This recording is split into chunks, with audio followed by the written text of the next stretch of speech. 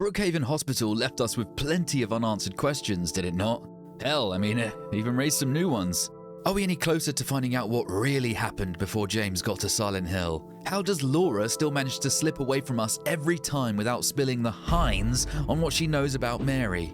Maria was last seen getting poked in the back by Pyramid Head, and no, not in the eager early morning surprise way, a much more stabby way. Who really even is she anyway? And our James was left emotionally defeated as he sulked back to the office in the lobby to grab the key to unlock the front door and face the music. And it's looking awfully unfriendly out here now too. Welcome back to my Loremaster and Secrets playthrough. This is part 4, so anyone finding this episode first, feel free to go back and catch up on everything we've been over, as, it'll likely be referenced throughout. When we got through the Woodside and Blue Creek apartments back in episode 2, see look, goddammit, I'm doing it already. The nightmarish otherworld seemed to stop the moment we survived the Pyramid Head boss battle, so when we took back to the streets after that, the foggy town seemed rather welcoming by comparison. Well, unfortunately for James and subsequently us, this time this is not the case. We are still trapped in the otherworld. This section didn't actually look anything like this in the original game, and in this remake it looks a lot like it did in Silent Hill 1. The floor is, at times, merely a chain-linked platform holding you up from the eternal black abyss beneath it. This section pairs nicely with James's mental state at this point in the story, so well in fact that we don't even hear him mention it. The perpetual rain is more foreshadowing of the watery fate which awaits James if he truly wants to break the loop. The only lead we have is to follow Laura again, so, reluctantly that's exactly what we're going to do. This area throws all of Silent Hill 2's beasties at us and even includes a new one in a bit. But for now we have the nurses, the lying figures, the mannequins, and they're all roaming the streets like it's Halloween night and the local costume store only sold 3 items. There's that number again. God damn it. And this actually raises one of the criticisms this game has, that being that the enemy variety in Silent Hill 2 is, well, it isn't very varied. Yes, all of the monsters have deep and meaningful reasons for existing the way they do, but they are mostly just humanoid creatures that do feel rather samey after the midway point in the game. This was never really an issue in the original because the combat was so rudimentary that it wasn't something you wanted to end up doing a whole lot. Here in the remake though, the combat actually ended up being rather enjoyable. The devs must have known this, and so they put a lot more of it in the game. But faced with the issues of not being able to add more creatures, they at least added stronger variants of enemies, but I do feel like it wasn't quite enough to carry the game throughout its incredibly long runtime. What do you guys think on that? Fighting our way through the seemingly endless hordes of mobs, we almost catch up with Laura again, and James is sounding really worn out now, isn't he? The story of Silent Hill 2 takes place across the course of 1 to 3 days, so James is basically running on fumes by the end of it all. Once again, we can pull a dumpster a few feet to the right and continue the chase. This section has items littered all over the shop, which you're definitely going to want to explore and pick up, because we'll be visiting Shit Creek later on and we're going to need our paddles. The shortcuts that were previously locked in the fog world when we started the game are now open, as all of the roads from this end of the town are blocked with the signature sheer drops into nothingness. So, being grateful for the Phantom Locksmith, we can still make our way to where we need to be. Walking across these chain-linked floors isn't exactly what I'd call comforting, especially not when we can hear a deep thudding of an unknown presence from within the darkness. Seriously, this pocket torch ain't doing shit, is it? It probably needs batteries, to be fair. Oh, thank God there isn't a battery mechanic. We make it to the end of the long corridor and out through the door on the other end, and it takes us all the way back to Sol Street. The mobile home here is now open, and we can find our next clue. It's a map with instructions and a famously quoted message from the hospital director. He who is not bold enough to be stared at from across the abyss ain't bold enough to stare into it himself. This is a beloved piece of text from the game that fans have had a great time theorizing and discussing over the years. I think the meaning is pretty straightforward. It's something along the lines of, don't bother looking for answers if you're not prepared to face the dark side of yourself. Or rather, if you can't acknowledge your own faults, you will never be able to learn. This quote is a sort of reworked famous quote by Friedrich Nietzsche, the German philosopher, which when translated to English reads, "He who fights with monsters might take care lest he thereby become a monster, and if you gaze for long into an abyss, the abyss gazes also into you." I think this is a pretty similar meaning, to be honest. And it's also like the phrase, "Don't play around in the pig pen if you don't want to be smeared in pig shit." Alright, I might have made that one up. But I'm sure if I spent long enough pretentiously analysing it, I could eventually find something profound about it. That's philosophy for you, ladies and gentlemen. So just like the note says, the only way we can get to the truth is by marching forward. We have a location now at least to aim for, so let's get a move on. While we traverse through the ever-treacherous streets of Silent Hill, it's pretty amazing what Bloober team have done with the aesthetic. The buildings are all mostly dilapidated, and there's a sense of everything just being sort of slightly off, a weird state of surreal that's pretty uncomfortable but at the same time fascinating. Certain things are notably different in the other world too. We can visit the Green's pharmacy again in this section, but it looks absolutely disgusting this time around. The clock, which once displayed the time of Mary's death, is now covered up too. This is an interesting detail which I think hints towards the fact that James is still fighting the truth, by the fact that the clock has literally had a sheet pulled over it. Our feet heavy with denial, we press on to follow the director's clue. After clapping multiple cheeks en route, we get a chance to destroy Bloober Team's ragdoll physics. I mean, what in the ever-loving shit is going on there? Not long after, we're back at Neely's bar. This time, the jukebox, which once played a tune that reminded James of a happy memory from his honeymoon with Mary, now plays the sound of a hospital respirator. This is a sound that James regretfully remembers from Mary's time being horizontal in the hospital.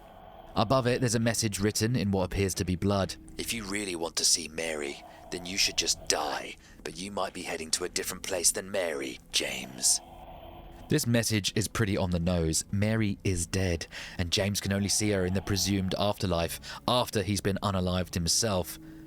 Though if heaven exists, this isn't where James will be headed if he dies. No, he's going downstairs where skeletons play endless electric guitar solos, and he'll get whipped and bummed by bright red dudes with horns. There's a curious use of capital letters in this quote though. It appears as though there might be a possible anagram here. Doing some digging, there are a few phrases that we can pull from this.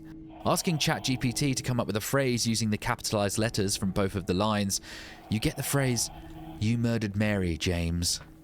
Pretty chilling, right? Except there isn't actually an S available from the letters here, so that's a bad AI, naughty AI. It's almost perfect though, right? However, you can create the phrase, "You murdered Mary, Jim, lol." But something gives me doubts that that's the intended phrase here. Apparently the German version of the game was a little less subtle. There is one word to be extracted per line, and the letters were already in order in that version. The phrase is, "I need you, Mary." The capitalized letters could at first glance be seen as just something weird, or written in a way to mimic the text being different font sizes on the wall, but in Silent Hill 2, there's rarely a coincidence with these things. Pushing through the back streets and back down the only roads that aren't blocked, we're back on track to find that wrench. Fighting through the building on Cat Street to get to the other side, a payphone is ominously ringing.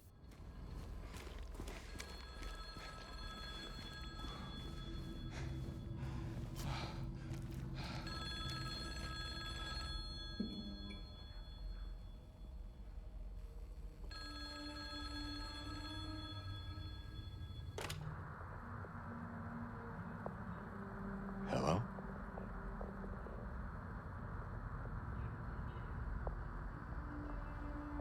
Anyone there?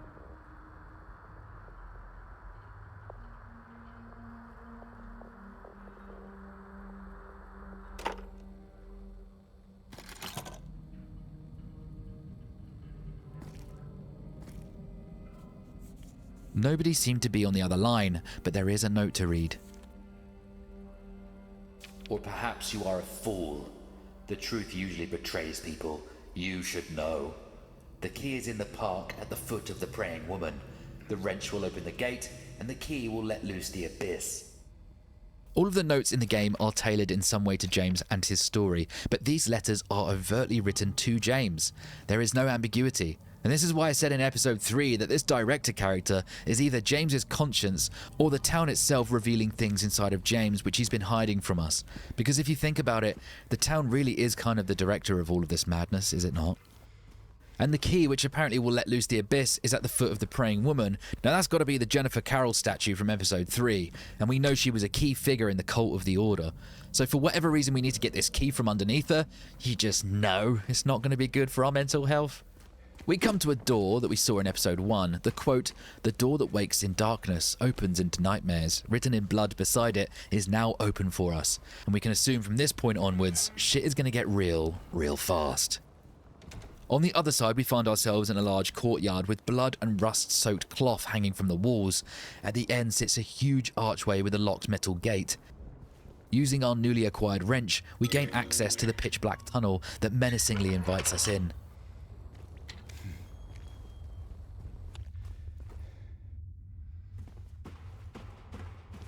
The thuds that we heard in the last tunnel are back with a vengeance, and this time revealing a new creature.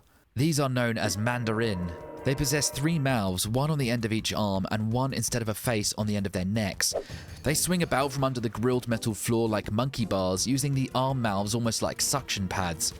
They'll attack with a loud shriek which sends James off balance, and then they'll try to stab you with sharp tentacles which protrude from their various orifices. Interestingly, the enemies which feature after the fight with Flesh Lips in the hospital all have mouths now, which all represent Mary's verbal abuse which she threw at James while she was sick in the hospital and at home. The design by Masahiro Ito was inspired by the works of Francis Bacon, among others, but there is clear similarity with the second version of Triptych 1944. To deal with these hideous beasts, you need to shoot their hand pussies at mouths until they fall into the abyss, or you can save your ammo and just leg it past them. Safely arriving on the other side of the tunnel, we soon find ourselves back in Rosewater Park, where we first met Maria. But this time, we have a run-in with an unexpected character.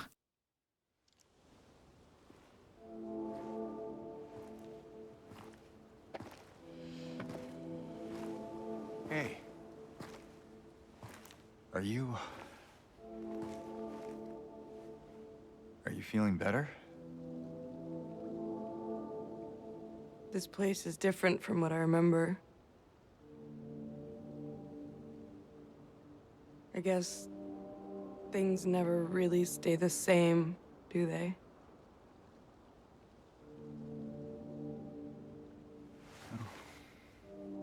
I guess not.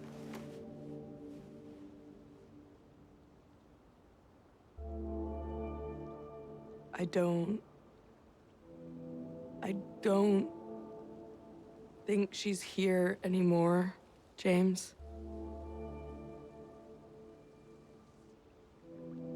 Who? My mama.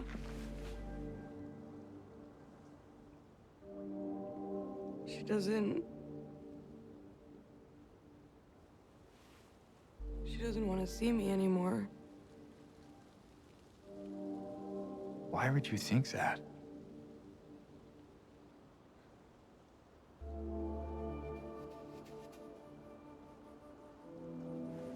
Anyway, I'm happy to see you. Happy to see me? Alive, I mean.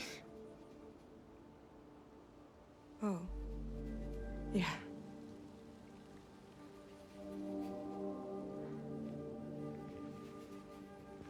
I better get going. You still don't want me to go with you? If we stick together, we might just make it out of here. Out of where? This town. Silent Hill.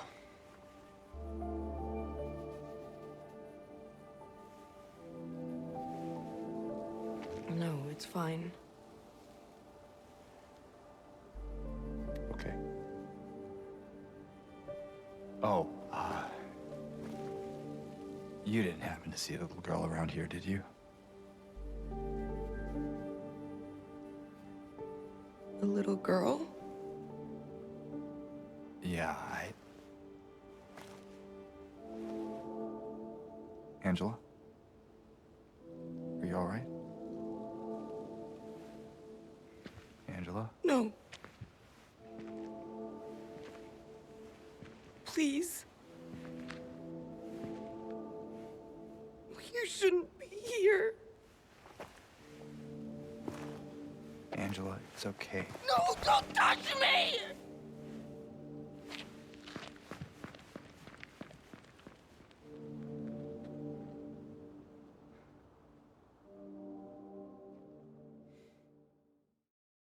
This is a brand new scene which was added for the remake, and it has some very interesting details indeed. Angela has just stood there with a glazed over expression staring at the Jennifer Carroll statue. She remarks that this place is different than she remembers. Angela flipped out at James back in the apartments when he asked if her mother still lives in this town, so I guess we can assume that Angela has been to Silent Hill before to visit her. But in the novelization of Silent Hill 2, Angela worked as a waitress as an adult and wasn't particularly well off financially. Especially not well off enough to afford vacations. Anyway, the phrase, "this place is different from what I remember, I guess things never really stay the same, do they?" This stood out to me because of a phrase that hit me really hard many years ago. The phrase, "you can never really go home." Because the more you think about it, the sadder it becomes. You can never really go back to that time you're remembering. The nostalgia you have for a period in your life, a simpler time, you can never return there. Because if you do, it doesn't look or feel the same. Maybe the park you used to play in as a kid is now a block of flats, or maybe your favorite store or arcade has been knocked down or gone bankrupt or abandoned. The people you once knew don't look the same.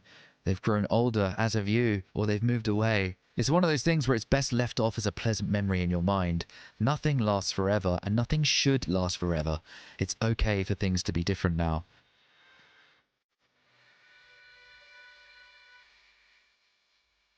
Sorry for the little personal touch there.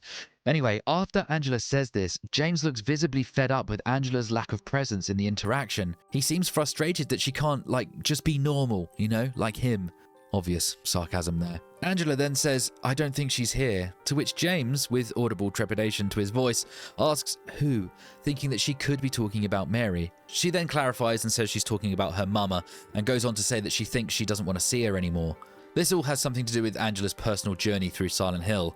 After all, she's come here after killing both her father and her brother. It's not unlikely to assume that she would come to realize that her mother really isn't in Silent Hill waiting for her or wanting to be her mother again suddenly. Her reality is that of abuse and rejection. So when James says, "Well, I'm happy to see you," to her, you can see that she just lights up, as if finally someone actually cares about her enough to just be happy to see her. When James corrects himself and says, "alive, I mean," you can see it just destroys Angela. The slight glimmer of hope that for once she's been seen and cared for, only for in the next breath for it all to be taken away again. It's devastating. And this prompts Angela to want to leave us and move on with her journey. James has had this effect on all of the characters in the game so far. If we remember, when he spoke to Eddie and they met in the movie theatre, he makes that little comment about Eddie's appetite being back. He's being a condescending and inconsiderate asshole in that moment, and there was no need to make a sarcastic comment like that. And then with Maria in the hospital, he says "anyway" after brushing off what Maria must have gone through to find him in the other world.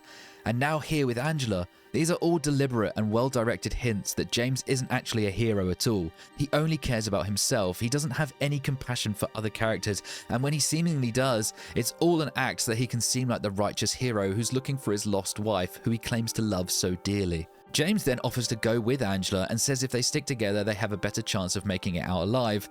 Angela curiously responds, "Out of where?" I believe this is because Angela knows that she won't be getting out of this place that she's in. She has hinted before that she's more aware of why she's being tormented in Silent Hill, and also why James is in the same place getting his own version of punishment.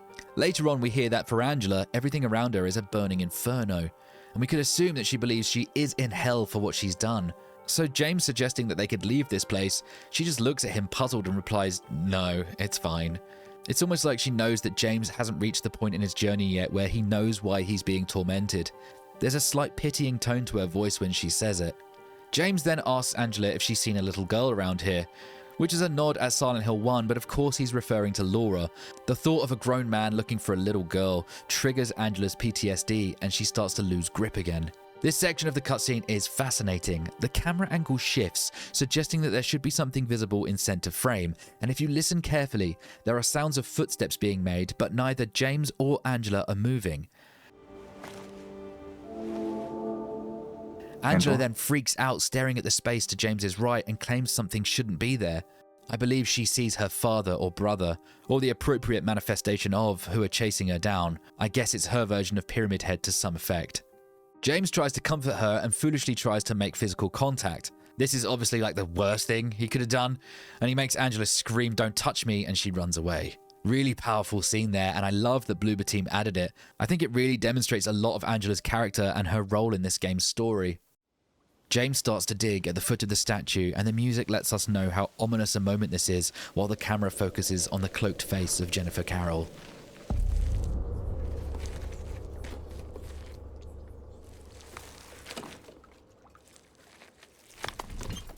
James digs up an old tin box with a key and a note inside. The note reads, "My patient buried it here. I knew, but did nothing. It makes me very uneasy to have such a thing near. I wasn't looking for the truth, I was looking for tranquility. I also saw that thing. I fled, but the old society was sealed. No one dares approach that place. Now I offer you the key. If you still do not wish to stop James, I pray to the Lord to have mercy on your eternal soul." This key is to unlock the Historical Society. Remember that place that Maria said had been closed for God knows how long, and that no one's been in there for a long while? This note could be looked at from many angles. You could interpret it as a legit note from the director of the hospital, a man whose knowledge of the inner workings of Silent Hill's supernatural powers was developed after treating patients of the mysterious plague years ago. Or you could see it as a note from a previous loop if you accept the loop theory. Whichever way you want to take it, I think is valid. Things get very interpretive from here on out anyway. So now we know where we need to go, but while we're here, I thought we'd stop by the motel again. As some of you in the comments of my previous video let me know, you don't need to be on a New Game Plus to see the Halo of the Sun seal of the Order on the wall of room 106. There is also another Morse code message from the TV in here, which gives the message, "Why did you do it, James?" Imagine if you were like a first-time player, but also an expert at Morse code. You'd have the entire plot ruined by these damn TVs. Travelling the entire length and girth of Nathan Avenue, we make use of our newly acquired key to gain entrance to the Historical Society.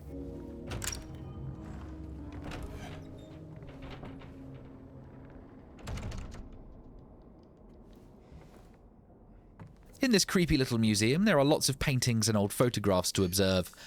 There's the lady from the folklore story that Maria told us. There's a picture of a ship that went missing from Toluca Lake, which was called the Little Baroness. There is a famous painting made by Masahiro Ito himself depicting Pyramid Head holding a spear with some other bodies suspended in cages around him.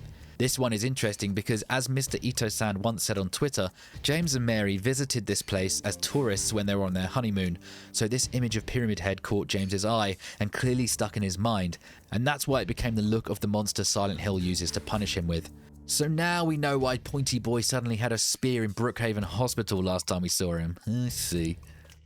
We can see a chalice in one of the frames. This is an occult item called the Obsidian Goblet, one of the things you need to find on a New Game Plus run to get the Rebirth ending. The waterfront landscape is missing just like it is in the original game, but I don't know if you remember, but there was that website that Konami put together before the game's release, and we can actually get a look at this missing art piece. I mean, I'm pretty sure it's AI generated, but it's still kind of cool that they referenced this mysteriously missing painting. There's a painting of a room that we might find ourselves in very soon. A picture of the former director of the Brookhaven Hospital. Is this the man who the town is projecting itself through with all these notes that we've been reading? There are theories that this director is actually Ernest Baldwin. He lives in a mansion a few blocks away, and only someone on a director's wage could realistically afford such an impressive place to live in, provided it wasn't handed down by generational wealth. But I don't really buy that theory, because Ernest was a very introverted man in the Born from a Wish sub-scenario. He definitely didn't seem like the obsessive type who's been leaving notes around for James. A cool little Easter egg in this historical society that sadly you do need to break the game's camera to see is this picture of Bloober Team themselves hidden out of sight up a blocked off stairwell. In the original game there was a photo of Team Silent in here, so it's only fair that Bloober Team have their pics up on the wall for delivering such an excellent remake. Right then, the only way to progress is down this impossibly long stairwell. As we descend further and further below ground level, a ship's foghorn can be heard sounding off in repeating intervals. This is likely an echo of the Little Baroness, the ghost of ships past, if you will. We can take this claustrophobic section as symbolism for James's descent into his own mind, a descent into further madness. Because what comes after this will start to lose grip on known reality, and we can expect a few revelations by the time we come back up for air, so to speak. Yes, this is the next big dungeon of the game. Finally, we reach the bottom. Through the steel door, we see a memo left out on the table in the next room. It's a prisoner file. No points for guessing the theme of the next section then, I suppose. And yup, those are prison bars. We're going to be in Toluca prison, aren't we? And there's already a familiar creature in here. That's nice. Let's just quickly dispatch of this loser and we can catch our bearings. A small office room off this corridor has some ammo for us, but also has some disturbing pictures hanging on the walls, again giving serious cult vibes. An interesting picture here which appears to be a bunch of lying figures who are impaled on stakes stuck into the ground. The caption, "An execution at the prison. Death by skewering or strangling. To choose his death is the prisoner's last taste of freedom." This has multiple parallels to James's story, does it not? The strangulation part will be more evident later on, and the skewering sounds an awful lot like what our boy Pyramid Head was dishing out back at the hospital, huh? The next photo is that of Toluca prison camp, which was later changed to just Toluca prison. This is where the prisoners from the American Civil War were held. Eventually, when it was just renamed to Toluca prison, it functioned as a regular prison for local convicted criminals. And this is where we are now. In the Lost Memories Silent Hill Chronicle, a highly detailed lore guide published by Konami, it states that Toluca prison was shut down. Theories include frequent leaks and water damage, being that it was so close to Toluca Lake, but for whatever reason, it was deemed not fit for purpose anymore, and it was decommissioned, and the Historical Society was built in its place, serving as a cold reminder of some of the town's unsavory history. So if this prison is defunct, we can think of this section to be entirely constructed from James's delusions. There are a bunch of dead ends in this section, and the only way to progress seems to be down this ominous black hole in the ground. Remember that painting we looked at earlier in the Historical Society? Yeah. Well, in for a penny, in for a pound, as they say.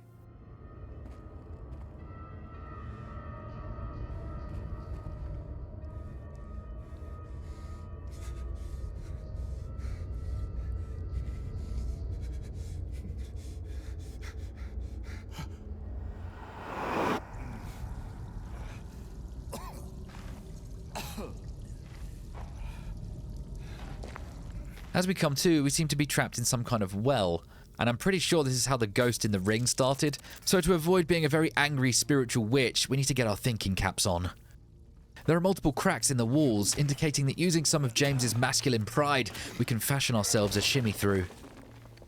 The area that follows adds credence to the idea that water damage might have been the reason the prison was shut down. Committing straight murder and finding a dead end, we double back on ourselves and find an open door leading to what looks like a large cell. And there's a key on the floor in the back of the room. It's the spiral writing key. It has the phrase, "'Tis doubt which leadeth thee to purgatory," written on the spiral part. This is obviously referring to James's mission, his confusion about Mary and his quest to find her, despite knowing she's already dead. Silent Hill is then the purgatory which he's fighting through. Just as we started feeling clever and philosophical, the lights in the room go out and we're mobbed by creepers. Big shiny beetle bitches. This part is a panicky puzzle designed to test your problem solving under pressure. The keypad on the wall seems to be splattered with blood, and it's up to you to figure out the 3-number code without any prior hints. The difficulty being, you don't have much time before taking damage from the creepers, making each attempt vital that you use quick logic to come to the right answer before succumbing to the insect death of shame. Do the blood-covered numbers mean anything? 3 of the numbers are glowing. Okay, let's just start trying combinations. No, that didn't work. Okay, again. Phew. Okay, we got it. Let's get out of this shithole. We quickly neck a Yakult to restore good gut bacteria, and now, using the key we just got, we're faced with another giant hole in the ground. Of course we waste no time and just jump down in it, because of course we do. The next room we find ourselves in appears to be a prison cafeteria. Pots and pans have been left on the tables with rotting food waste in the serving trays. Approaching the corpse ahead, we run into a not-so-friendly face.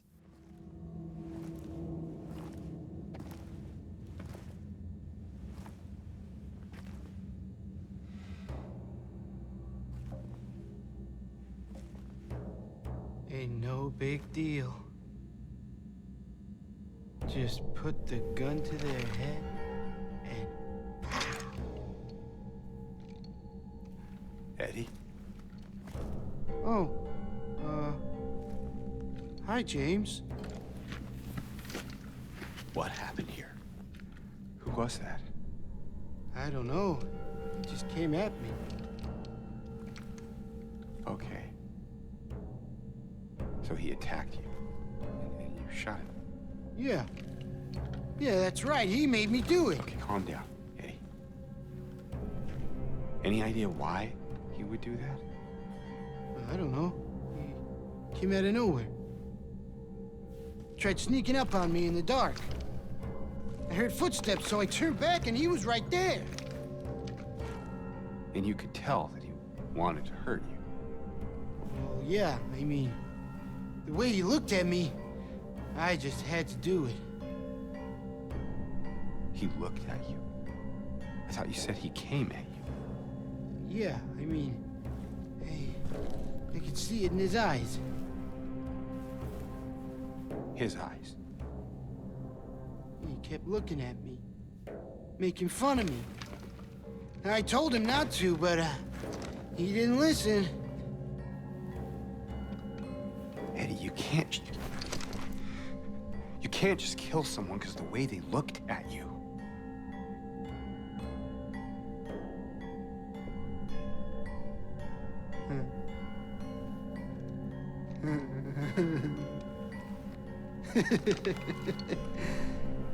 You should see your face, James. I was just joking. The guy was dead when I got here. I got you, didn't I? Well, anyway, I better get going. Wait. You're gonna go out there alone? Yeah.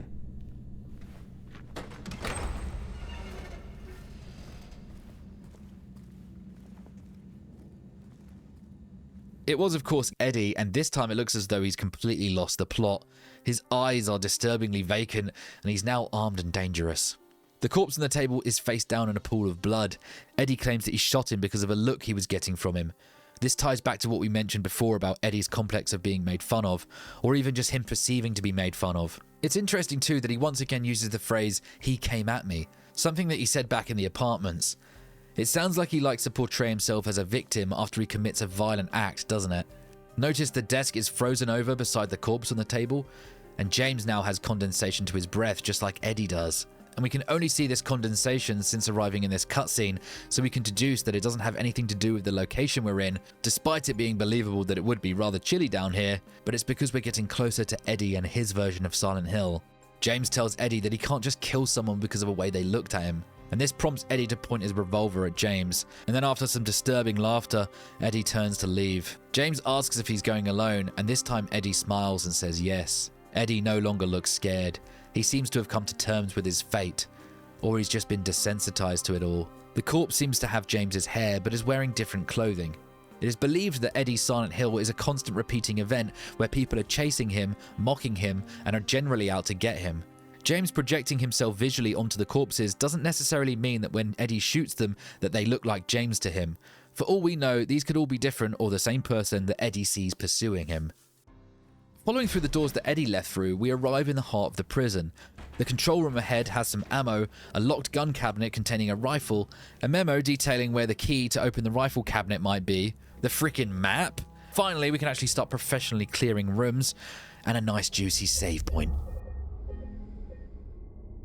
Taking the hallway to the right when leaving the save room, we come across a small church room, and I would imagine this is where prisoners would be convinced to turn to God in a bid to try to get them on what they viewed as the right path to rehabilitation. It's here where we find the first of the weights needed for a future puzzle. Picking it up triggers an ambush event. This belt-clad lying figure is a clue that we're once again in the other world here. The office next door has some flavor text presumably written by a priest or someone of holy affiliation detailing how the prisoners here do not feel remorse for their crimes.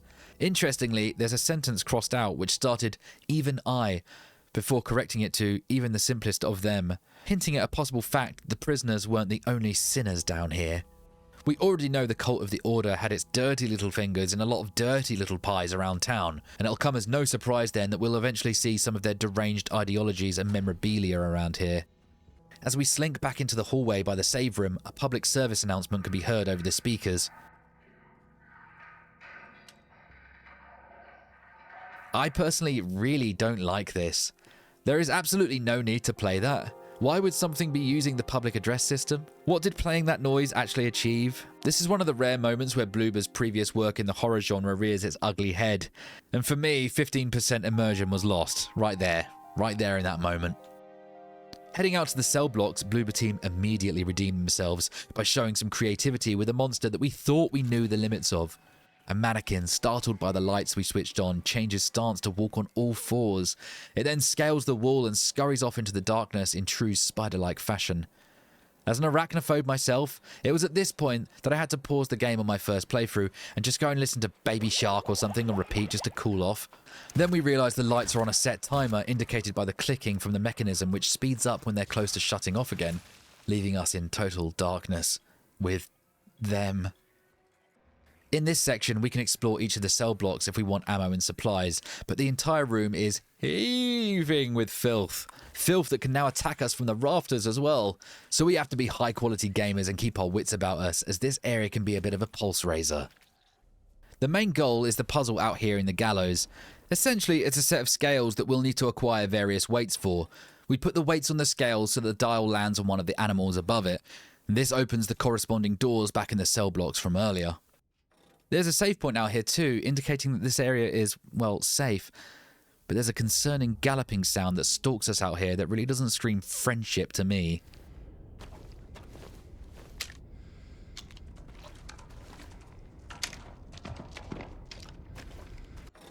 Just like that, we open the first door, the one with the snake insignia. You know, good old snakes, which obviously symbolise reliability and kindness. No, we're gonna get Pulling up to the snake door, it's nice and open, just as predicted. What horrors await us in here will put hairs on James's chest and a housebreak in my pants. Right away, our sights are drawn to the electric chair room visible through the mesh-windowed wall. This obviously being a last resort on especially problematic prisoners who committed the worst crimes.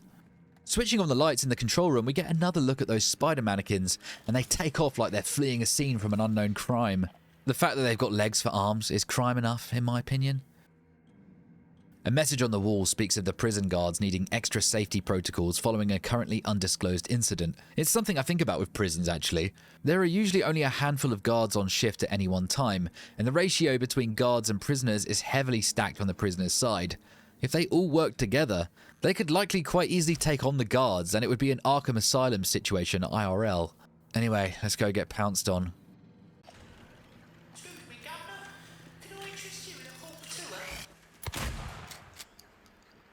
In cell E4, we find a curious photo simply named Family Photo. It depicts a disabled child in a wheelchair with presumably the mother or grandmother of the child behind him. Turning the photo, the message, "We will be together soon," is written on the back. Pretty creepy, but we'll put that on the back burner for a minute. It's insane how much more tactile these mannequins are now. I really wish Bloober Team could have done the same thing with all the enemies in the game, somehow reimagine their attack methods to make them more dangerous, because outside of the Otherworld variants, they're essentially all the same all the way through the game. Fighting through the blocks of cells, we come to a power generator puzzle. It's one of those ones, you know, where you have to just keep playing with the switches and just sort of trial and error until you can fill up the gauge and overload the generator. Doing so unlocks all of the locked cells and doors in the previous room past the snake door. And yes, of course, that means all manner of filth is now free to pursue us. Sat on the electric chair we saw as we came in here is the next weight that we need for our puzzle in the gallows. But getting back there is going to be a ball ache at the very least. Before we leave though, there is a shimmy through gap here leading to an office with a memo to read. This one is an execution report that tells us that a prisoner who was presumed disabled just got up out of their wheelchair without any assistance and went to sit in the electric chair. This sounds like it could be that boy from the family photo earlier. I can just imagine the bewilderment of the guards as someone who they thought was wheelchair bound the entire time was actually perfectly able-bodied. Even the mother had no idea. There are a lot of people who use wheelchairs who technically can take a few steps if they really needed to, or if they were having a good day. So this could have just been a case of a prisoner who knew his life was about to end and would rather summon the strength to take the last few steps himself before the lights go out. Or it could be one of the sneakiest finessings I've ever heard of. As this whole section takes place inside James's mind though, I would imagine we can relate it to James in a way that, just like this prisoner, he has a very big secret that no one knows. It's also in this room that we find the armory key. Now this will unlock that gorgeous looking rifle cabinet in the main control room from earlier on. There's a note to read nearby too, telling the story of the Little Baroness, a tourist steamship that set sail from Toluca Lake in 1918, only to never be seen again. This memo mentions that it was especially foggy the day it left too, which, as we know, in Silent Hill, where there is fog, there is fuckery. I wonder who was on board that ship that day, and why they were taken by the town's supernatural powers. I can smell a spin-off game idea coming from that, but, I'll leave that up to Konami. Interestingly, at the bottom of the article, there is mention of an even more bizarre incident that took place. If we again go to the Historical Society website Konami put up before the game's release, this bizarre event was, and I quote, 75 years after the disappearance of the Little Baroness, numerous eyewitness accounts emerge of an old steamboat suddenly appearing on the lake. Some reported seeing a captain seemingly watching over a mother and child as the ship disappeared into the mist, a sight as eerie as it was bittersweet. Toluca Lake has always possessed a mysterious charm, so it's no surprise that such tales have persisted for so long. Pretty creepy, eh? Heading back to that rifle cabinet then, we can unlock it and grab that thing with both hands. Right, now we have the next wait for the puzzle and a new gun. And this sadly completes our inventory of weapons for the game. I would have liked it if we could have got like Eddie's revolver for a new game plus, but sadly it's still just the chainsaw being the only new weapon that we can find on further runs. Marching back to the gallows, we spend far too long figuring out the wait needed to unlock our next door. The door with the bull. Okay, let's get it. This one takes us up a floor and there are so many mobs up here. It's kind of more viable just to run past them, but I refuse to let this place take away my bloodlust. There's an office nearby with the key to cell block D in it, and I'm sure that's going to come in handy almost immediately. And there's a memo to read. This one's an incident report of prisoner C-140 claiming that prisoner C-777 is haunting him, that the bars in his cell can't stop him, implying that there's something supernatural at play here. The patient number 777 is curious too. We know the devil likes to sport the 666, but 777 is considered a holy number. The cult of the Order tend to think that they are birthing pure and holy gods with what they get up to. Delusional to say the least, as every time we do see it, they are 100% demons. The report goes on to say that both prisoners were missing from their cells and they found that the bathroom door had been barred shut from the inside. Right across the balcony, we can use that cell block D key. See, I knew that would be of immediate use. This allows us to beat the shit out of this lying figure and then follow the block round to cell D6, where we can get the shiv key and the threatening note. This appears to be related to the conflict between prisoner 140 and C-777. Taking the shiv key back to the previous block of cells, we can use it to unlock cell C4. Well, we can try, but these pissing mannequins are starting to get on my tits. Eat gravity, you leggy freak. Crawling through the space in the cell C4, we find the paranoid note. This was obviously prisoner C-140 who was making the hole in his cell to escape prisoner C-777. The fear in the note is palpable, but when we turn it over, it simply says, "Let him come." Do not come. Do not come. I'm gonna come. Did C-140 have a plan at this point then? Maybe to turn the tables on C-777? Let's read on. Shimmying through the gap in the rusted metal piping, we find ourselves in the bathroom. I wonder if this is the one that they blocked themselves in. Searching the cubicles, we find a timid mannequin who is trying its best to stay camouflaged with the environment. But James hates women, so we're going to have to smack the daylights out of it. As we search the changing room next door, we find a note written by C-140. Seemingly more unhinged, he just repeats, "I told you, I told you, I told you," and then, "You didn't listen." And on the back, it's just, "He's here." The main shower room has all the hallmarks of an ambush waiting to happen. There are enemies all over the ground playing dead, and when you grab the weight from the glory hole at the other end, they spring to life and attempt to waste all of your bullets. The best way to deal with this is just to grab all the items in the room first, and then when you're certain you haven't left anything behind, grab the weight and run like a bitch. Use the shimmy throughs and vault over the knee-high walls, anything to confuse the enemy's pathing and make a break for the exit. You might take a couple of licks off the enemies, but that's fine. We have a lifetime supply of Yakult in our inventory for a reason. Heading back to the gallows and using our newly acquired weight, we can open the bacon door. In here, we start finding notes dotted about detailing a strange illness that started plaguing the prisoners. Quarantine procedures were starting to be rolled out to stop it spreading. This theme of sickness is obviously very closely tied to James's story. This part of the game likes to add fuel to the theory that deadly and uncurable sickness is something that Silent Hill has been known for in the past. Remember that memorial from episode 3? The strange plague that struck the town many years ago. Did Mary contract her sickness in Silent Hill on her honeymoon with James here? A little further, we find another note, and this one is a new prisoner we're hearing from. They seem unsure why the guards think that they're sick, but they are happy that they're keeping their distance from them. This note has tape on the top corners and is found near the visiting booths. I would imagine the guards didn't let them use the phones in fear of contamination, so this prisoner stuck the note on the window to whoever was visiting them to let them know about the situation.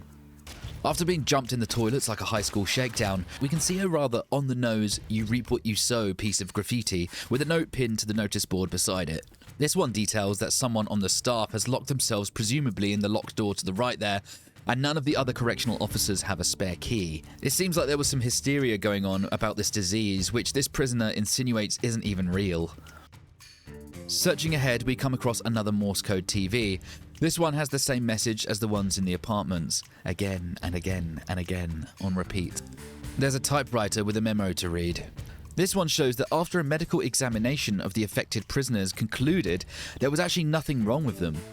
But whoever typed out this memo is disregarding their findings. They will not stop until the diagnosis is determined. We got a little hypochondria case here? A little touch of Munchausen's by proxy, perhaps? Slaying some bubbleheads and grabbing the upper floor key, we find more evidence that this mysterious illness didn't actually exist at all. We use that upper floor key on the locked door from earlier and make our way up. A mannequin tries its best to be spooky, but of course ends up looking a little goofy instead.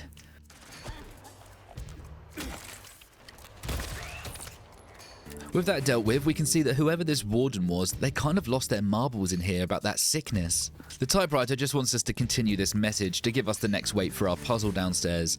Just type sick and it will spit the weight out. Right then, the last door to open from the gallows. This one being the dove door. Probably the nicest of the animals that we've had so far. Which probably means this will be the worst of the lot, but hey ho. This place is appropriately littered with trash mobs, which won't wet the brow too much. But there are two distinct looking spiked cells which are both locked. We can peep through the service hatch of both, but this one has the last weight we need. Okay, let's look for a way to bust these puppies open. This is where some of that supernatural shit that I was on about earlier comes to the forefront.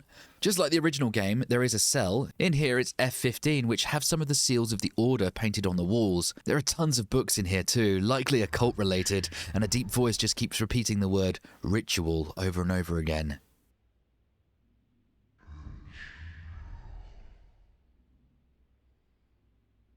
In the original game, you could shoot and kill invisible people in these cells, but in the remake, this detail wasn't included. There are a few theories about this, but one that I like to believe is that this was Walter Sullivan's cell that he eventually offed himself in with a spoon to the throat. But in the other world, the ritual chanting could have something to do with the ritualistic killings that he was hell-bent on in Silent Hill 4. This only works retroactively though, as Team Silent didn't have the fourth game mapped out like that at the time that they were making 2. But I do like how it all ties together. This here was likely just giving the Occult of the Order some screen time, as the story of 2 mostly revolves around James and his quest to find Mary. And of course his mental breakdown, which we're currently playing through. Eventually coming to a control room, we're able to unlock the 2 spiky cells in the previous cell block. Grabbing the last weight we need for our puzzle. The door locks and some concerning banging can be heard while we read a creepy note.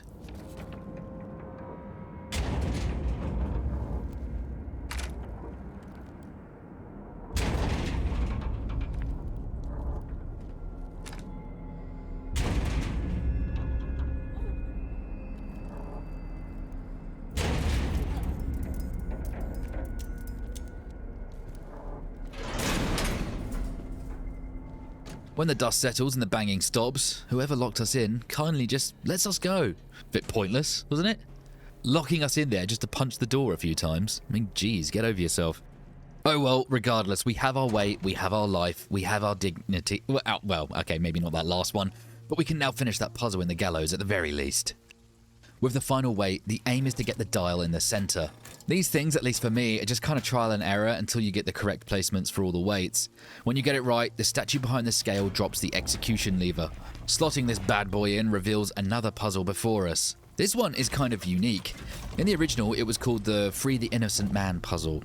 You're given a bunch of accounts of murderous deeds, and the goal here is to match up the second part of each of the phrases to figure out which one of these crimes could somewhat be justified. When you get all the phrases in the correct spaces, they will lock in place and you won't be able to move them around anymore. Reading through each account, our peepers are drawn to this story. It details a man who burned down a nunnery with children and nuns inside. everybody died here, but according to the statement, the children were not being looked after properly. In fact, quite the opposite. So yes, they did also die, but the corrupt ones looking after them also got cleansed by the flames. For your grace, I do not plead. For the flames I did set free. Sisters shrieked and children cried. No one made it out alive. Though the young ones' deaths I mourn, their tormentors are no more. On young souls the nuns did prey, took their innocence away. So yeah, they were kind of pieces of shit. This one is marked number 1 in the group, so it's time to give the corresponding noose a tuggy.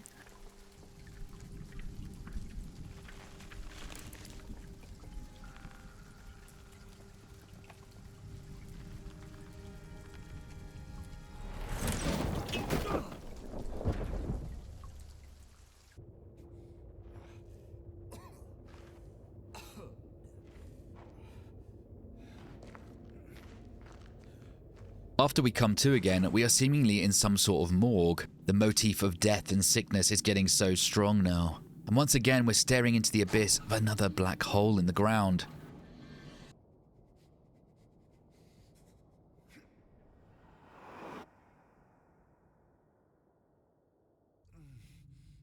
Each one of these we jump down represents a further descent into madness, a further descent into the mind of James.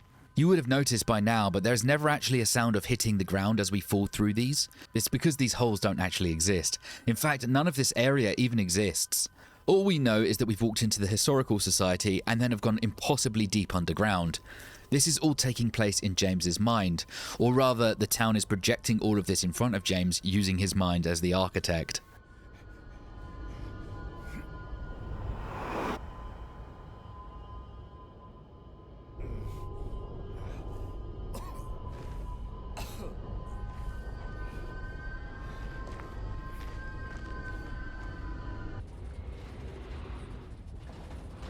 The sound design swells around us to the tune of insanity as sparks shoot out from the metal cage, scraping the inner walls of the elevator shaft. Whatever happens next, we can only hope we have enough Yakuluto. Finally reaching the bottom, the walls are an off-putting shade of piss yellow. We don't appear to be in the prison anymore, so I guess that's a slight bonus, but we're somewhere entirely new. The red save square is a brief respite, however. The interior is almost like some kind of apartment building, but things are just off. The ceiling is nowhere to be seen, it's just blackness, nothingness. A breathing and a whispering can be heard amongst the ambience of what sounds like a humming generator. This place fucking sucks, and I don't mean that it's bad, I mean it's just unsettling. We come to a blood-soaked newspaper. The article left out for us details Angela's story. The redacted parts can be interpreted in the context of the sentences. The body of a man later identified as Thomas Orozco, lumberjack, aged 39, was discovered in the middle of his room lying face up. The probable cause of death was multiple stab wounds to the front of the neck and the left side of the torso by a sharp-edged weapon. The estimated time of death was somewhere between 11 p.m. and 12:30 midnight.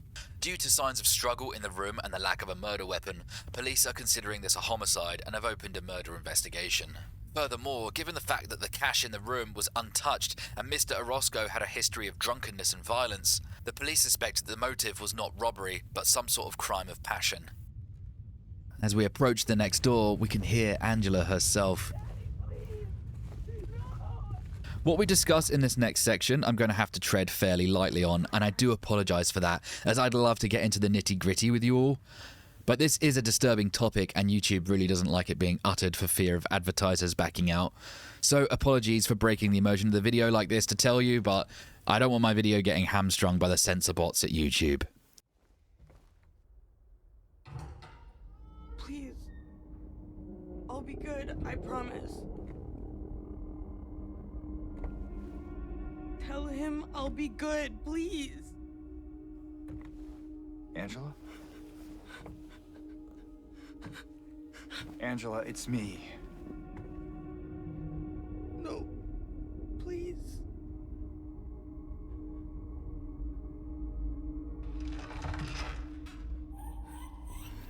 Daddy!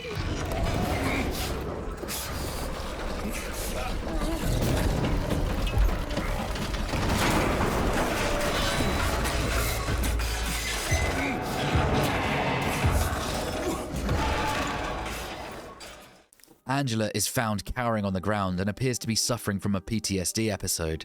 She mistakes us for either her mother or brother, as she is heard asking for us to tell her father that she'll be good. This was likely a regular occurrence for Angela, as we've mentioned before. Her father and brother did unimaginable harm to her both physically and mentally. This creature that pushes James through the wall is known as the Abstract Daddy. This horrifying monstrosity is constructed of a large figure pinning a smaller one down on a bed frame. I think we can all understand what that represents. It has legs underneath the frame and 2 disfigured arms that hang limply in front of them. The stage for this boss battle is actually incredible. Bloober team absolutely cooked with this one. We are in the Otherworld version of Angela's family home. We are of course fighting the monster that represents her father, so for the sake of this fight, we're essentially fighting some of what Angela had to go through in her childhood, albeit more surreal and symbolic. This section has us retreating through tight hallways in a sort of circuit, while we occasionally look back to fire off a few shots to chip away at Daddy's health. Abstract Daddy is predominantly a close-range monster. It can grab us and do insane damage, but it also has a shriek attack, much like Flesh Lips and every monster that came after it. Here, we just need to do enough damage for him to vanish and the lights to dim. A door eerily creaks itself open and invites us to step into the next phase of the fight. This is where we can catch our breath, or let out the one that we held since the fight started. Following through the open door, we see Angela run past at the end of the hall. Chasing her down, we see her climb through a shimmy-through space into a tiny room with a blanket and a stuffed toy bear on the ground. This is so sad, man. This was obviously one of her hiding spots that she used when her drunk father was trying to find her. As we approach the new room, we can hear snippets of Thomas Orozco shouting at Angela. Inside, we see a TV with static playing. Smashing it sees our boss battle continue.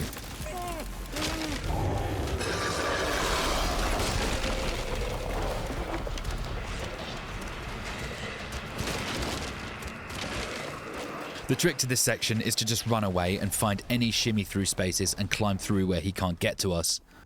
The environment really starts to peel away here. The use of giant rusted industrial fans start appearing, as this is a particularly intense layer of Silent Hill hell that we're in. Holy shit!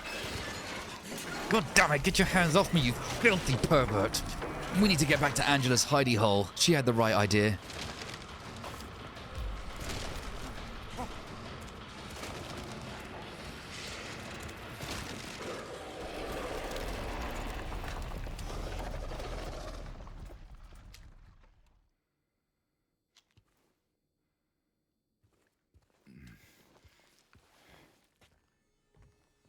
Using the hole that Abstract Daddy made in the wall, we continue to advance. The walls are now turning into skin pulled tightly and pinned up. The fans are starting to spin and I'm on my 3rd pair of undies. Giant miscellaneous machinery parts are just churning above us, and it's like we're in some steam-powered psychological torturous escape room. It's absolutely terrifying. We hear more tirades from Mr. Orozco, and we have to crush another television.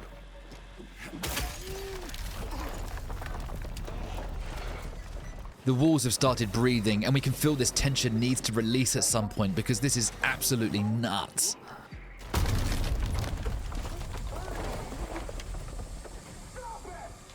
Hopping over the railing in this giant fan, we can enter the final room of this boss battle. Here is where we need to take the Abstract Daddy down once and for all. This boss room looks absolutely incredible. The attention to detail that Bloober put in here really shows. This is seriously impressive looking Silent Hill glory right here. The only sad part is, and believe me, it's pretty sad, but is the actual fight itself. This boss can really only try to get up in your grill and grab you. It's incredibly telegraphed and easy to dodge, making this fight a trivial case of just wailing away with your pipe and dodging every now and then when the daddy tries to hug you. This is a huge letdown in terms of mechanics. This fight would have been so much better if the difficulty matched the genius of the aesthetic. Nevertheless, after plenty of pipe laying, the beast is slain.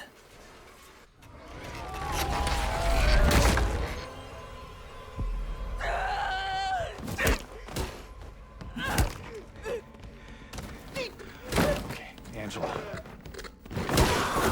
It's okay. Calm down. Don't order me around! I'm not. It's okay. It's over. Don't even try. Try what? Like you don't know?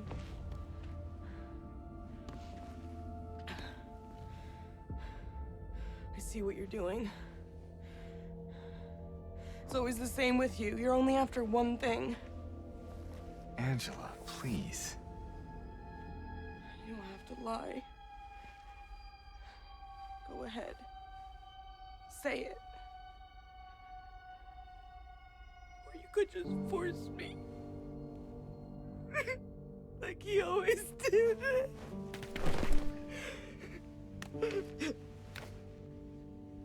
You disgusting pig. I hate you. I hate you.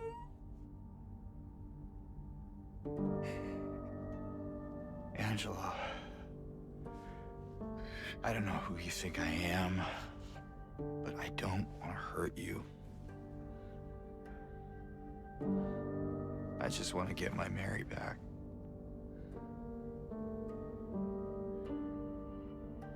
You're Mary. Your own little Mary. At least she was. For a while. What? Admit it. You didn't want her around anymore.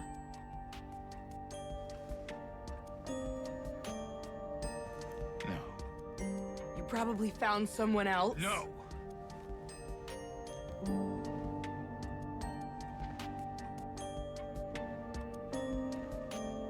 I need to find my mama.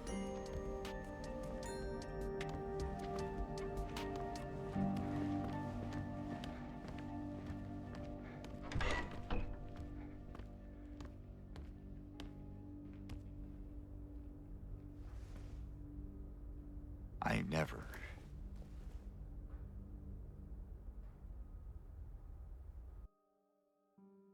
And this scene shows Angela taking out her rage on the now dead abstract daddy. She breaks down afterwards, and when James offers some sympathy and comfort, she accuses him of trying to make an advance on her. The way she says, "Or you could just force me like he always did," is so sickening, and it shows her utter distrust in men. Interestingly though, when James mentions Mary again, Angela once again falls into her weird alter ego of seemingly knowing more than James does about his situation in Silent Hill. She gets kind of mean and sarcastic. We've had similar moments with her before, like in the apartments and then out in Rosewater Park. When James shouts no at her, she snaps back to her current reality and once again insists that she needs to find her mama and leaves us alone. How does she know about James's relationship with Mary? The skin on the abstract daddy is scorched red and it looks like third-degree burns. This is because Angela's Silent Hill motif is a burning inferno, something that we'll hear more on later. Also, Masahiro Ito has said on Twitter that the creature that we see as Abstract Daddy is James's subconscious creation of Angela's father. Of course, the town's supernatural powers bring it into the physical existence, but this is James's interpretation. What Angela might be seeing is not what we're looking at here.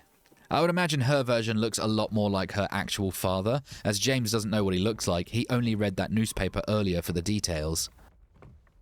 Leaving the nightmare of the Orozco family home, we're forced to pull out our map to discover that we're now in the next dungeon of the game, the Labyrinth. And yes, the prison and Labyrinth go back to back without a break. We aren't allowed breaks now. James is off his meds. This area will map itself out as we discover it, so all we can do is get our heads down and push on. We turn the corner to be faced with a large room with a huge passage blocked by writhing and contorting body parts. They look loosely like the legs from the mannequins that we've been fighting the whole game. And there's this almost heatwave looking effect flowing through them, and this area is definitely a no-go zone for James right now. He can't handle that much leg. So for now, we can only head right and save our progress. Continuing on, we come across another very important meeting with someone James might be a little shocked to see alive.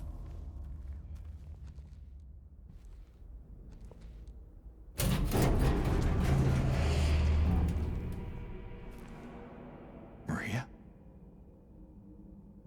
Maria! I thought that thing killed you. Are you hurt? Not at all, silly. But the thing... It stabbed you. There was blood everywhere. Stabbed me? What do you mean? It chased us to the elevator and then... James, what are you talking about? Just before. Don't you remember? James? Honey? Did something happen to you? After we got separated in that long hallway? Are you confusing me with someone else? You were always so forgetful. Remember that time in the hotel? Maria? You said you took everything. But you forgot that videotape we made. I wonder if it's still there. How do you know about that? Aren't you Maria? I'm not your Mary. So you are Maria. I am. If you want me to be. All I want from you is an answer. Doesn't matter who I am.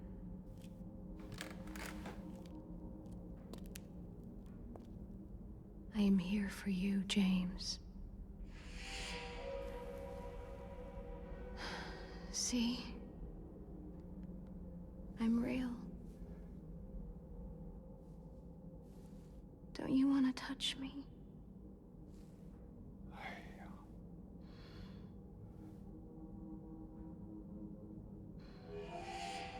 I don't know.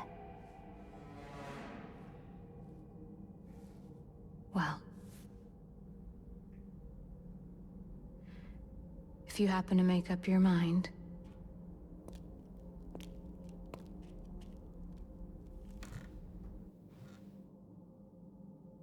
I'll be waiting.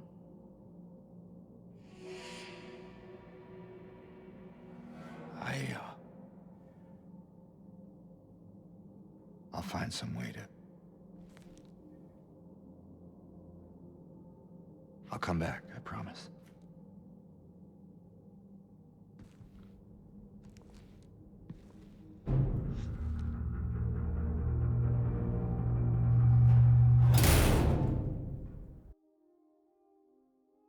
This might be one of the most important scenes in the game, or at least the most potent. Maria is sitting behind bars in a cell, suddenly back from the dead, and James cannot believe his eyes. He gasps and asks how this could be possible, to which Maria playfully calls him silly and seems to have no memory of being killed by Pyramid Head. In fact, it's a little less playful and almost more sinister and sarcastic. She's playing with James. There is no more friendly Maria. The sound design here too is incredible. There are these whooshing sounds between the delivery of each of the two characters' lines that really underpin the insanity of the situation and highlight that rug pull feeling of Maria not being who James thought she was. She soon starts to talk like Mary and gives off that she has more information than she should about James and Mary's memories together. When Maria mentions the videotape that Mary and James made in the hotel, this obviously makes James suspicious, and he asks her how she would know about that if she is Maria. Maria replies with the famous line, "I'm not your Mary." When James tries his hardest to get a straight answer out of her, Maria goes into her usual playbook and tries to seduce James again. You can see the utter confusion and mixture of emotions on James's face when Maria asks if he wants to touch her. We should also note how absolutely exhausted James looks too. He simply replies, "I don't know." And just like that, she's managed to manipulate his frustration with her back into submission as James tells Maria he's going to find a way to get to her. This is like peak Silent Hill right here. This scene involves two characters talking to each other from either sides of a set of prison bars. When you first see Maria sat there in the light with the bed behind her, your assumption is that she must be the prisoner and James is on the side of the free man. But as the interaction between them unfolds, the camera angles tighten up and we lose track of who's on what side of the bars. After all, James is the one in the darkness looking all disheveled and distressed, hands on the bars demanding answers. Maria is sitting in good lighting with the posture someone might adopt if they were visiting someone in jail. The prison bars are as metaphorical as they are physical here. Maria is locked away just like she's locked away in James's mind. When she slips into the Mary persona, which is the closest James can get to his wife who he's trying so hard to find, he still can't have her because she's locked out and away from him. But James is also in a prison of his own making here in Silent Hill, not to mention the literal one we just went through. Both characters are in jail. There's an IV drip attached to the bed behind Maria, this representing Mary's sickness which started plaguing Maria in the hospital before, and now Maria is slipping in and out of playing the part of Mary and herself, this giving hints to the player that there's more than just a visual resemblance between the two women. The implication here is that this scene wants to question the audience's alliance with James's version of the truth. We know that James is hiding a lot because, like me, you've probably played this story countless times, I'm sure. But as a first-time player back in 2001, I felt so betrayed and confused by the way Maria acts in this scene. I felt kind of sorry for James because it felt like Maria was revealing that she is secretly against James or is evil in some way. This is the moment where I started to question everything, and a much darker level of intrigue started forming. You can't expect first-time players to notice all of the subtle bits of symbolism and nuances of the scene. It's layered in a way that makes repeat playthroughs valuable if you know what you're looking to find. In terms of building a scene and making the audience panic through dialogue, this is spectacularly crafted. I will say though that the line delivery in the remake doesn't quite hit the same highs as the original in certain lines, especially the "I'm not your Mary" line. I'll just play the clip from the original for reference. After we got separated in that long hallway? Are you confusing me with someone else? You were always so forgetful. Remember that time in the hotel? Maria? You said you took everything, but you forgot that videotape we made. I wonder if it's still there. How do you know about that? Aren't you Maria? I'm not your Mary. So, you're Maria? I am. If you want me to be. All I want from you is an answer. It doesn't matter who I am. I'm here for you, James. Notice the contrast in tone, the whimsical playfulness of Mary, and then the rug pull moment where she tells James it isn't her. It has so much more venom behind it in the original. Luke Roberts as James Sunderland in this scene though, just absolutely incredible. Zero complaints from me. When we leave the room, we can pop a Yui and head back in and hear Maria creepily hum the song Promise by series composer Akira Yamaoka.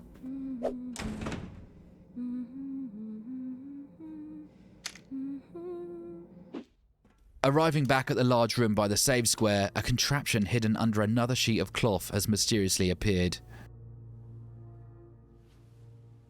This, of course, is the rotating head puzzle. Imagine this thing like a physical representation of trying to grapple with reality and gain control of the situation. It's also, of course, a surreal and abstract device that's designed to be as intriguing as it is unsettling. The violent way in which the cube moves about in and the force in which it slots into place when you get the correct placement mirrors James too. He is emotionally and physically exhausted, and his mind is grappling with figure out what is real and what is mere fabrication. The symbols associated with this puzzle are loosely inspired by alchemical symbols. Alchemy is all about transforming things from one state to another, base metals into gold, for example. This is true with James. His psychological transformation during the course of this section and beyond is definitely notable, to say the least. Twisting this thing around a bit will eventually let us walk across the bridge to explore inside. If we got the correct placement, there will be a passageway that we can take from somewhere inside the cube. The inside of the cube has various sets of stone staircases leading off in all directions, the inspiration of which clearly taken from Escher's stairway or the Penrose stairs. The corridors and general environments here are so good at conjuring that sense of impending doom, the sound design making it all the more terrifying.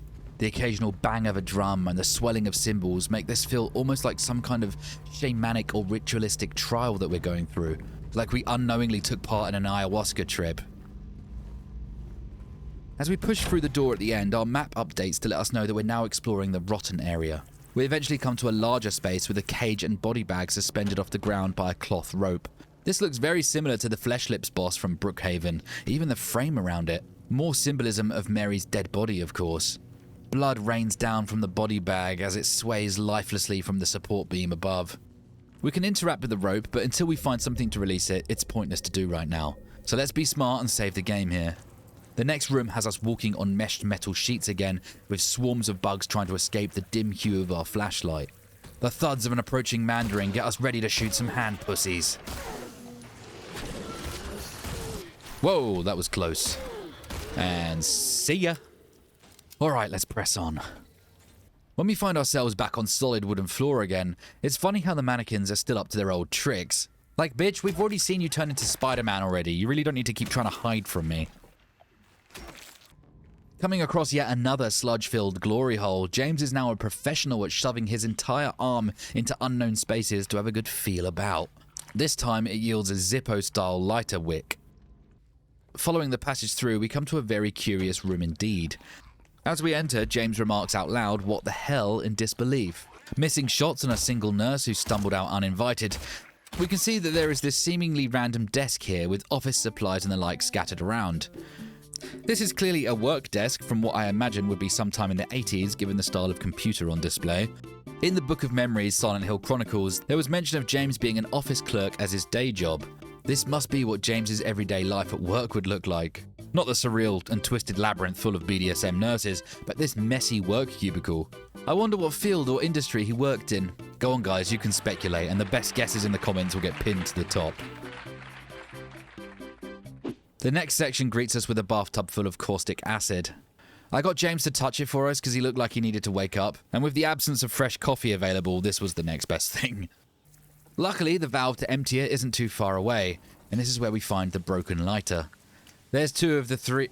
Oh god, there it is. Three fucking things that we need. The final area to complete the lighter build has us moving a dumpster for us to climb through a gap in the wall, leading us to this humble living room kitchen combo. There is something rattling away in the fridge. I'm sure that's perfectly normal, right? Oh. Yep, it's acidic sludge. Of course, I mean, like, duh, right? Of course it's acidic sludge. The putrid insides looks like this fridge was opening up somebody's body and stomach. There are these dangling intestine-looking things hanging inside, and the substance that flowed out could be like stomach bile. Pretty foul, but anyway, we retrieved the lighter fluid. We have our three components, it's time to burn some cloth.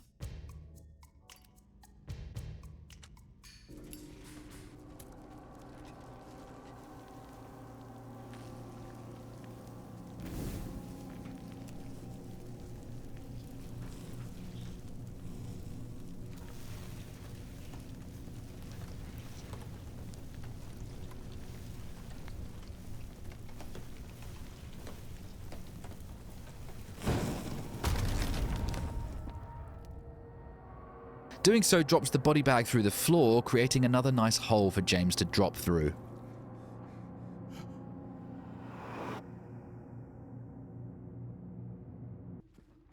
This nicely leads us back to our twisty head cube. As there is a light alchemical undertone to this whole thing, we can theorize that the rotten area was the Negredo stage. In alchemy, this decaying stage is a precursor for any transformation to take place. So we're going to have to do the yucky part if we want our Philosopher's Stone of Enlightenment. Metaphorically speaking, of course. The next stage off of the cube puzzle is the Desolate area. This has a much colder motif than before.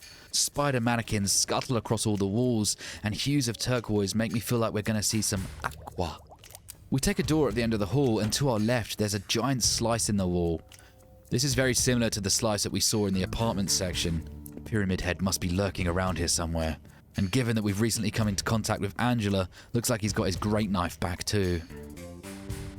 There are lots of supplies to pick up here, and a ladder leading us down through this hole in the ground. Taking it leads us to... Oh, would you look at that? Some aqua. I mean, James must have trench foot by now. We surely haven't dried off yet since the prison. The map updates us that we're in the flooded level now, and we have all of the usual suspects trying to fuck with our chi. A peephole in the wall shows us a key that we didn't know we needed.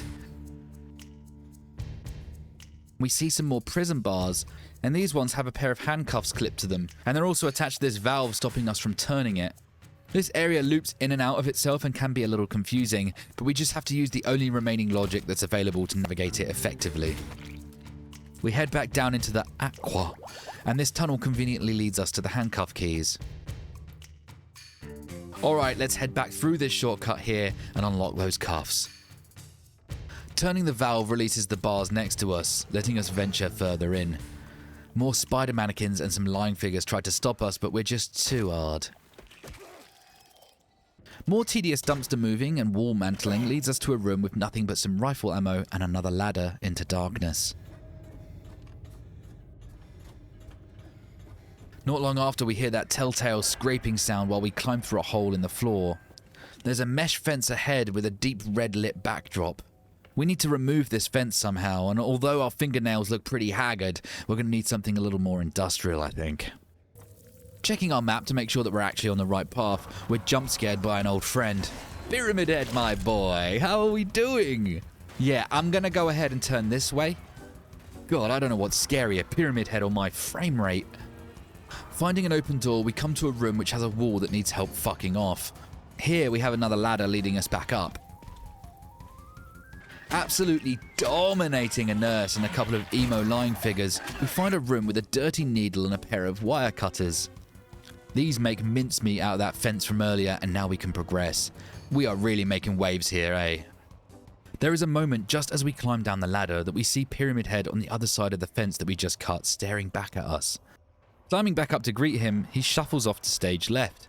This was quite reminiscent of that scene that we first saw Pyramid Head back at the apartments. It's also a nice nod at that quote of the abyss staring back at you, as we know Pyramid Head is the side of James who longs to be punished for his sins and guilt. Heading down the ladder, we come to another one of James's signature hole jumps.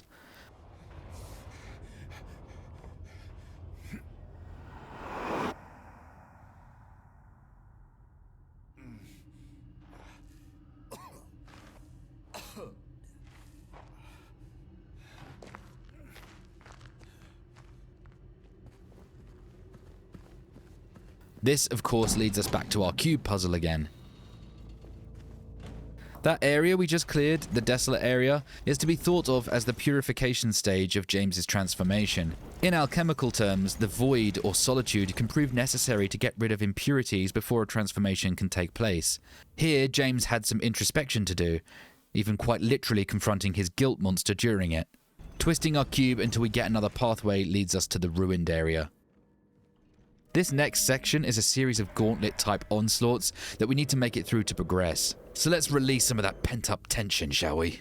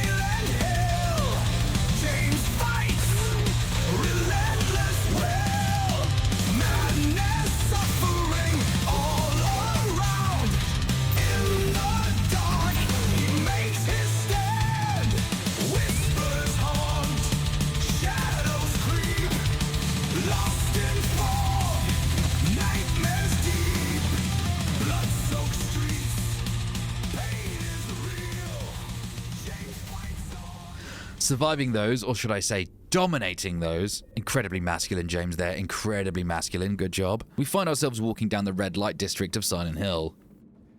Just before the adrenaline of those fights wears off, Pyramid Head breaches a wall like he's playing Rainbow Six Siege and starts a chase.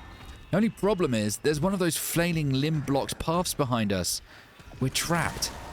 Except, wait, they're letting us through? Pyramid Head seems to be the key to opening these things up.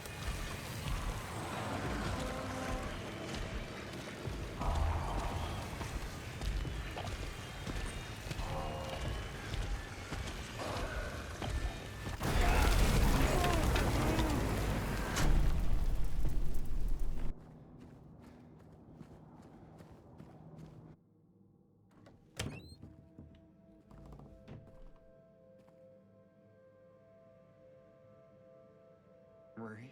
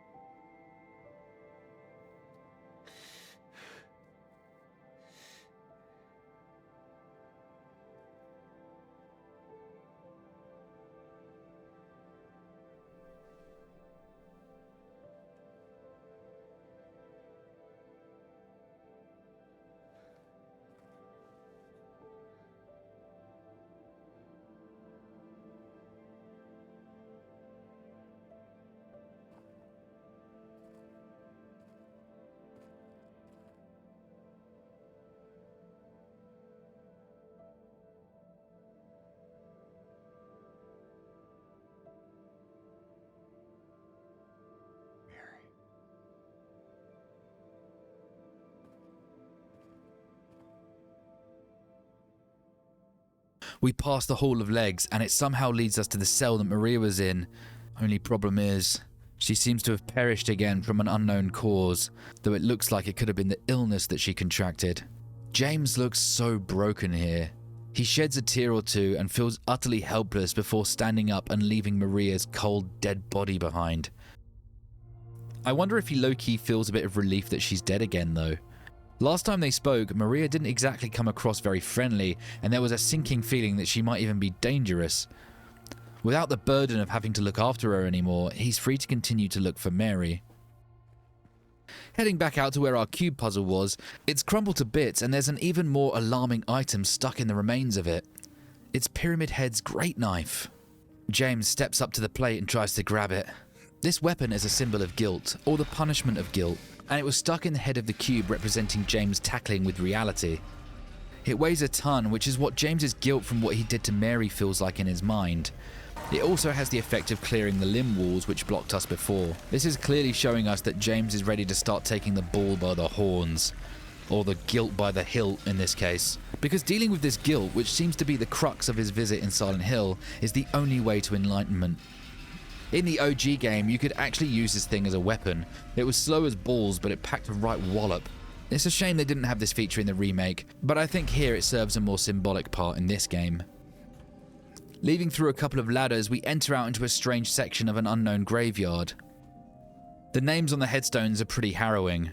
There's one for someone named Miriam Kay, not to be confused with one of Walter Sullivan's victims, Miriam Lockane. There's one for Angela Orozco, Eddie Dombrowski, Walter Sullivan, and lastly, James Sunderland.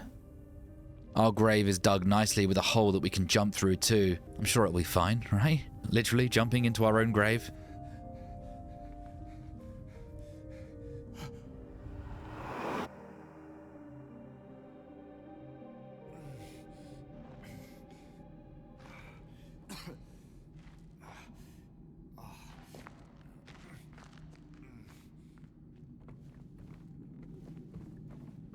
This leads us down some more stairs until we approach a door at the end of a long hall.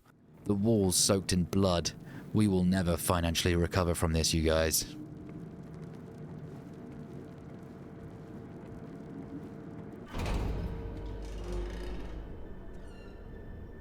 Couldn't leave well enough alone, huh?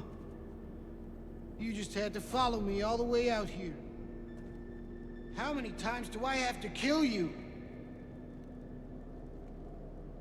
Eddie? Whoa, Eddie, it's me. Oh. Hi, James. Eddie, what are you doing? Well, what's it look like I'm doing? You fat, disgusting piece of shit, you make me sick. You gonna cry, fat ass? You gonna run to your mama? Waste of skin, why don't you just kill yourself?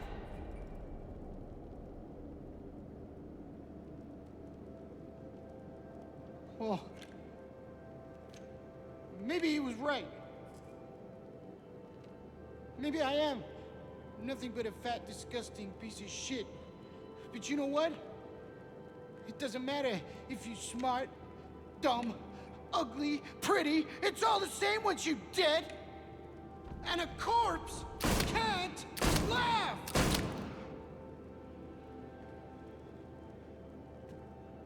Eddie. What's that? You want to talk down to me some more? Tell me to relax? You're just like the rest of them, James. No, I don't want... Shut up! You think I'm stupid. You think I don't see it. But you've been laughing at me all along. Ever since we first met. But you ain't laughing now, are you? You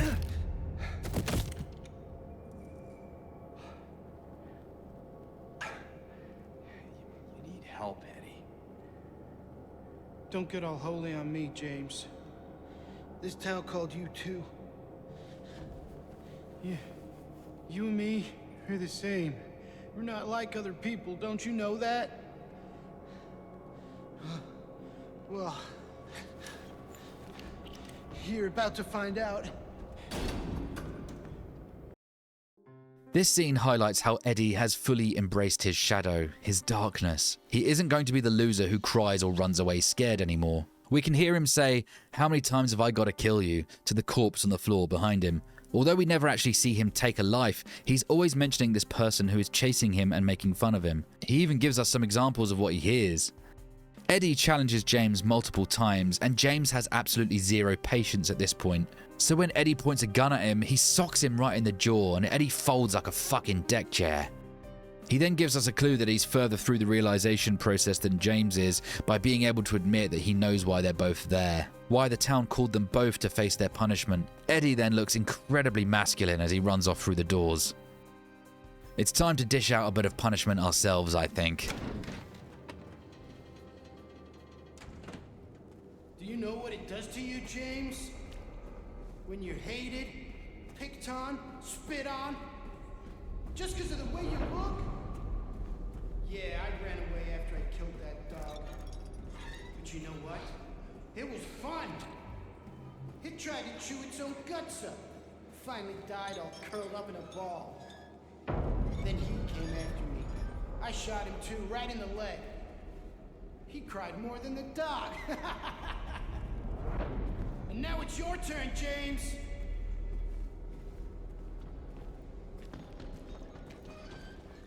This boss fight was improved on from the original, but only just. We're in a giant meat freezer where Eddie is hiding out of sight, taking pot shots at us, and occasionally waddling over to melee us before running off again.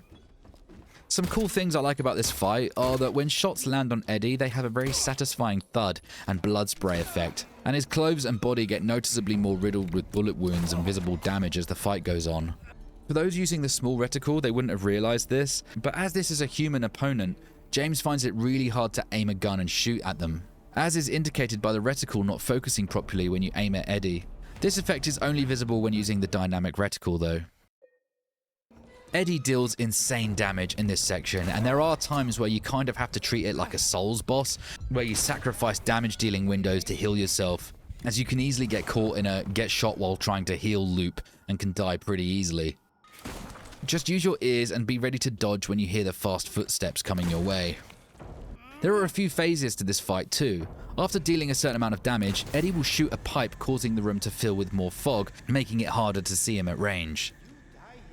Do even more damage and he'll hit a switch, making the carcasses around you start moving on their rails. Stay calm, follow the process, notice the patterns.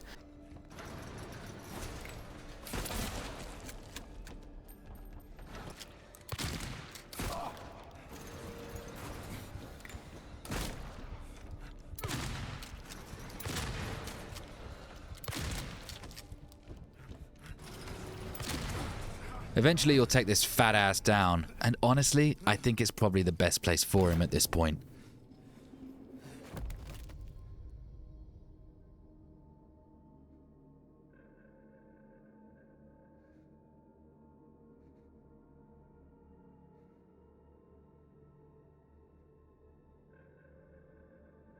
James looks at his hands in a "what have I done" moment, but I would actually argue self-defense in this case.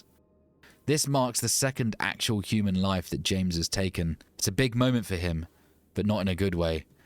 There's also this little moment here where his facial expressions tells me, wait, this is strange, I've been through this before, which Luke Roberts absolutely nails with the performance capture. Leaving through the only available exit, we're finally back outside. But wait a minute, how does that even make any sense? We went through the Historical Society, then went way down into the prison, then jumped through like 1,000 holes in the Labyrinth, and then down some more holes, and now we're back up to the ground floor? Yeah, that's right, because most of what we just went through was purely symbolic and in James's mind. We are now looking out at Toluca Lake, and this is where this episode sadly comes to an end. But man, did we get a lot in on that one, eh? There was a ton of character progression, a crazy amount of fights and twists. I hope I showed you some things that you didn't know already. Or if you did, I hope you enjoyed us going through this together anyway. Thank you very, very much for watching, all of you, and be sure to check in for the next and final episode of this series. It's going to be a banger. If you've made it this far, you have listened to so much of my voice, and I really appreciate you making it all the way to the end and not being sick of me. So I will see you when I'm looking at you folks. Take care of yourselves.